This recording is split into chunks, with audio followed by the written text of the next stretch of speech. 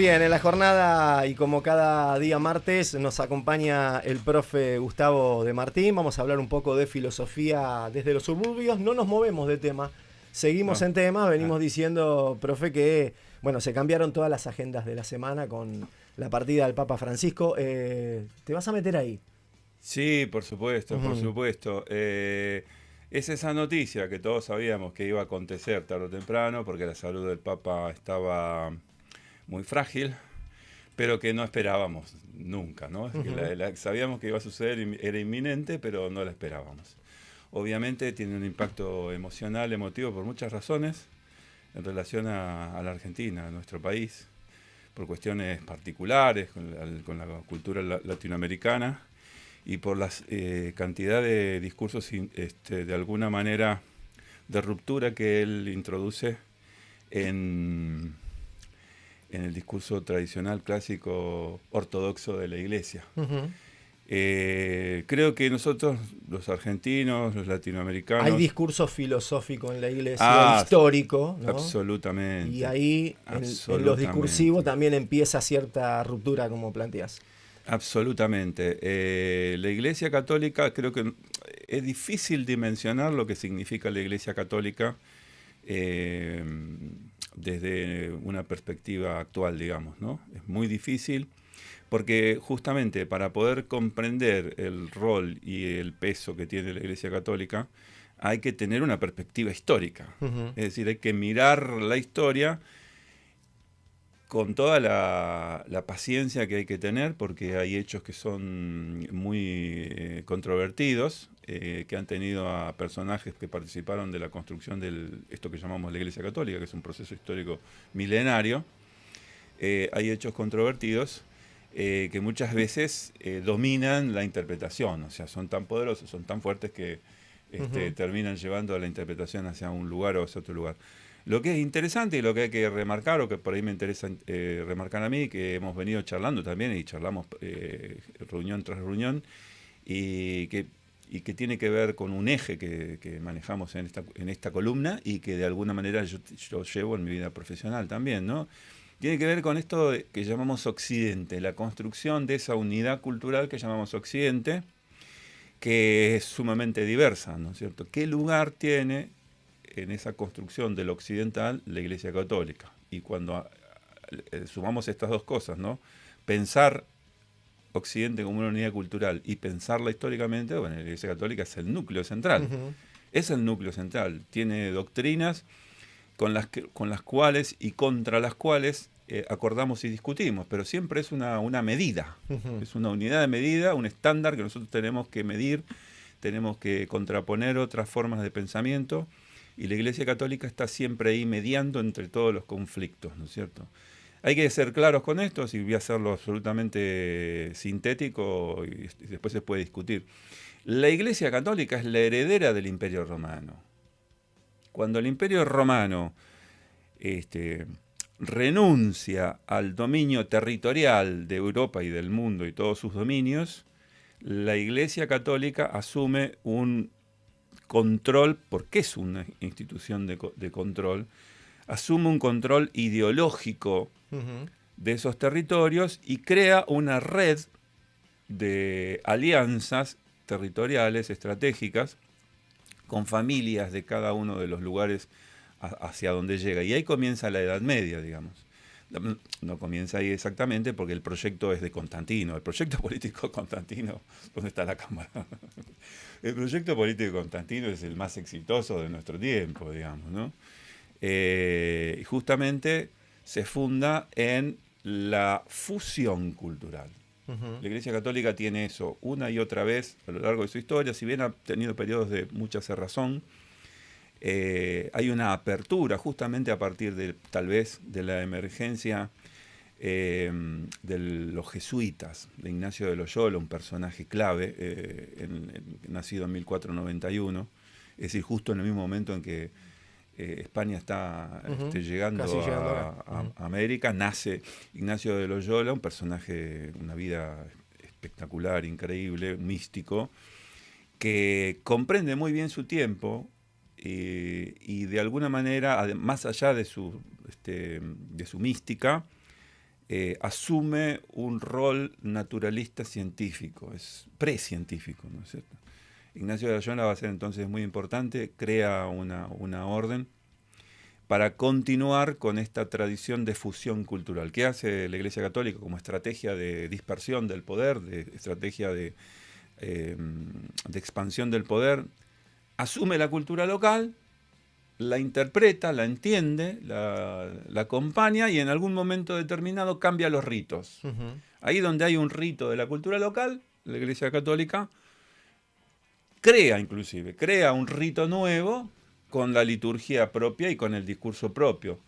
Y esto le ha dado mucho éxito, y está en el núcleo mismo de la formación, ¿no? De lo que fue la cristiandad. La cristiandad es esa amalgama de... En Latinoamérica uno lo ve mucho con los santos. En Latinoamérica, ¿no? claro. Porque la enorme diferencia, mira, la iglesia Santo Domingo, por ejemplo, que es Sí. tan referencial acá en la ciudad de Buenos Aires, cuando vos entrás tiene dos laterales y en una están como los santos latinoamericanos y los santos europeos. Y sus historias y recorridos son totalmente distintas, hay como descripciones, ¿viste? Absolutamente. Son totalmente distintas. Si uno va al norte y se encuentra con unos santorales que no entendemos muy bien, y si vas a Bolivia y a Perú te encontrás, qué sé yo, con procesiones día a día que vos no sabés muy bien a qué se refieren, y tal vez son este tipo de amalgamas, de eclécticas, ¿no? En las que, bueno, se toma tal vez... Bueno, el propio carnaval. Claro, norte, el carnaval que se asume. Ayer hablábamos con San Valentín, que en realidad viene a sustituir a la Lupercalia, que era una práctica muy, muy violenta de los romanos, y en ese mismo día se pone algo relacionado con el amor, y se pone un sacrificio de un santo, en este caso San Valentín. Y así, yo lo vi por primera vez esto con claridad, digamos, en Tiahuanaco. Tuve la oportunidad alguna vez, yo hago ese tipo de cosas medias extravagantes. Fui a Bolivia en auto, prometo no volver a hacerlo porque es un viaje exhaustivo, con mucha entrega física. Llegué hasta allá, Tiahuanaco, 80 kilómetros más allá de La Paz. Y allí te encontrás con las ruinas, unas ruinas milenarias que no sabemos muy bien de la cultura tiahuanacota, no sé, todavía los arqueólogos tienen algunas dudas. Pero la catedral del lugar, la iglesia, digamos, que es un pueblito muy chiquito, está hecha con las rocas que se sacaron de las ruinas. Y más allá de que uno puede entenderlo como una expoliación, bueno, una falta de respeto, sacarse, en aquel momento no se entendía lo arqueológico como lo entendemos hoy, no existía la ciencia de la arqueología. Pero en la puerta, en vez de haber dos santos, en la puerta hay dos figuras tihuanacotas, dos estelas, dos figuras, que son como, uno podría interpretarlos como demonios hoy en día, y sin embargo... La Iglesia Católica logra... Escoltan la entrada de la iglesia de Tiahuanaco. A mí me sorprendió mucho. Pero entendí ahí la cuestión de la fusión cultural. Lo mismo uno puede encontrar en Cusco. Hay un monasterio arriba de el Coricancha, que era un templo magnífico, impresionante, de una cantería fina como nunca antes he visto.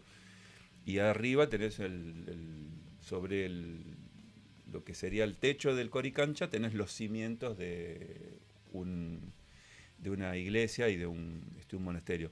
Por lo tanto, esta fusión de culturas, donde vos agarrás los cimientos y construís otra cosa, eso es la Iglesia Católica, y eso es lo que hizo desde el punto de vista actual, contemporáneo, es lo que hizo Francisco con destreza política. El título, a ver, la etiqueta sería fusionador, porque viste fusión, es una fusión. En las lecturas que se vienen haciendo, está como el Papa revolucionario, esto del otro. También lo que uno puede encontrar en Francisco, que rescata debates bastante recientes de la propia Latinoamérica en la Iglesia. Y de Buenos Aires. Él lee la realidad política de Buenos Aires, de su visión popularista, como decía él, populista diría Laclau, de esa visión de entender los movimientos sociales, el juego de las demandas y las fuerzas políticas y los conflictos. Él entiende, lee perfectamente, porque era un filósofo, era un hombre sumamente sabio, inteligente, leído, y nosotros tenemos que volver a sus escritos y analizarlos nuevamente. Él comprende, lee su tiempo, como buen jesuita, lee su tiempo y piensa la Iglesia en ese momento de la cultura y de la historia, y construye un discurso que yo confío en su capacidad estratégica, y creo que él se fue sabiendo que se iba. Pensás en continuidades. Absolutamente, Sí. creo que dejó todo ya bueno, organizado. Aquí en Aijuna lo han dicho varios, sí, digamos, analizando incluso voy a hacer mención incluso a algo que se mencionó ya en la hora anterior, analizando un poco el sínodo del 2023-2024, que fue absolutamente aperturista. Ahí había algo de mecanismo institucional para pensar una continuidad también. Sí. Y además enfrentó al Opus Dei, ¿no? Que era el núcleo poderoso que había justamente creado una trama de poder oscuro en la Iglesia Católica, y una de las tareas más poderosas, más potentes. Nadie dijo nada. O sea, tuvo la gran autoridad, estuvo como 10 años laburando para desarticular el Opus Dei. O sea, él laburó desde adentro y desarticuló una organización muy poderosa que tenía contactos con la mafia, que tenía contactos con la mafia internacional, con la política despiadada internacional, y él trabajó, hizo un trabajo de hormiga minucioso, desarticuló esa forma de organización que era muy dudosa. Los kioscos del Vaticano. Sí, y no eran tan kioscos, eran un entramado. ¿Maxi kioscos?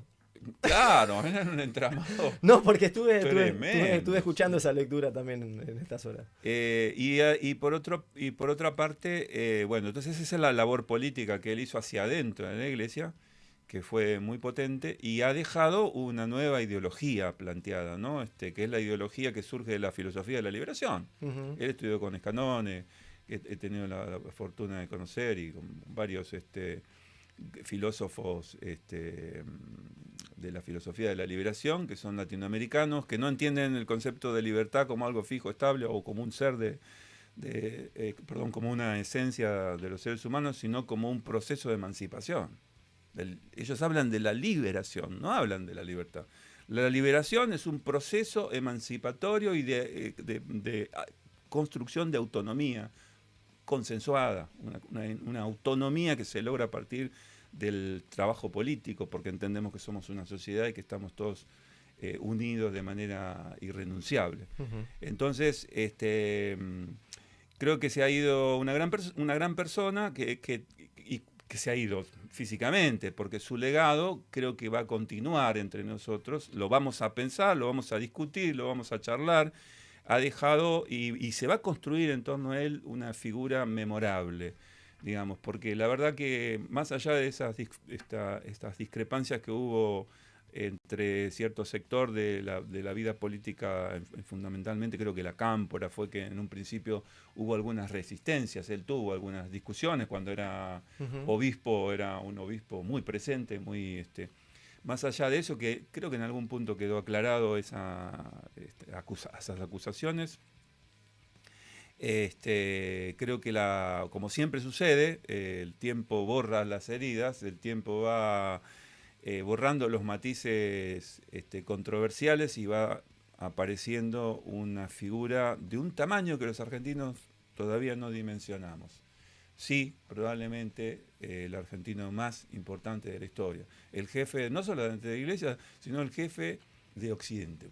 Fue por un tiempo, y luchó contra, digamos, las injusticias, ¿Está mal decir lo rezan los pobres, festejan los ricos? ¿Festejan los ricos? ¿Los muy, muy ricos?